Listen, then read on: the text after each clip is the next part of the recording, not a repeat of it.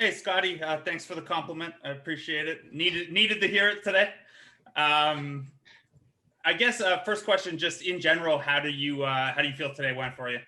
It was fun, actually. I'm in better shape than I thought I was. There was a lot of like up and down stuff, so that's pretty good news. Traveling and stuff, you lose some weight, so that might have something to do with it. But I thought we all competed well. I thought I showed some things that I wasn't able to show during the season. Um, it's going workout to workout. You kind of get used to these settings. So as the workouts go along, I'm just playing better and better. So I'm pretty confident about how today went. Going kind of head to head for, I'd imagine, in some of those 3-on-3 sessions with Joe, who, similar size, similar kind of, vertical explosiveness, that kind of stuff. How was that? What was it like? Did you guys get into each other pretty good? I mean, yeah, Joe's. I always tell Joe it's a pleasure to be able to compete with him. I take some notes. Obviously he's a phenomenal shooter, so it's hard to come off from some pin downs. You can't be a second late on him. So being able to get used to guarding stuff like that, accepting coaching and being able to figure out how to guard that in a better way. But yeah, we always compete and always battle. So it's always a back and forth with he and I. Cool. Thanks, Scottie.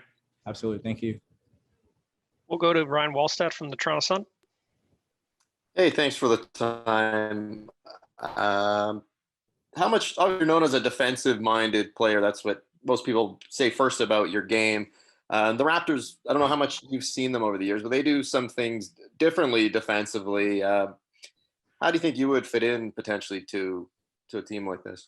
I mean, from defensive prowess, I think perfectly. Being up in the lanes, help the helper, applying a lot of pressure to the ball, making players uncomfortable, allowing people not to really run their sets the way they naturally want to, just kind of causing havoc on the defensive end, nonstop. So that's something that I enjoy and take pride in. So I think as far as that goes, I fit right in. Have you seen much of the Raptors? Obviously, they have a lot of defensive-minded guys like with that rep, like Fred VanVleet and OG and Siakam as well. Right, for sure. I mean, over the last 2 years, I definitely paid more attention to just how their style of play as things got closer, understanding certain stuff within the NBA and how certain teams play. We went over some film today as far as like what they do defensively, and I could see myself in that setting along with those guys. Cool. Thanks. Thanks, Ryan. We'll go to Aaron Rose from SI.com.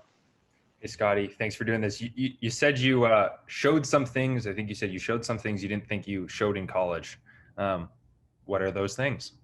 I think my passing ability, the way I interact with my teammates, my ability to read the floor really well, picking my spots, getting to my spots, taking straight shots, playing in that mid-range, getting to the basket, using my athleticism and length to my advantage on both ends of the floor, shooting the ball better than I think most people think that I can, just a little bit of everything. So, just trying to, prove my identity and proclaim who I always knew that I was.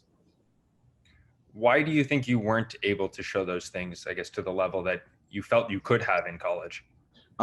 Particularly just the setting. Obviously I played with Trey Mann, Colin Castleton, guys who are, basically dominant on the ball. Necessarily wasn't my job to do so. So, I've kind of played to my role and played to my strengths in college, and I'm gonna do what I could at that level. And, just been working now to prepare for the next level and show even more. Thank you.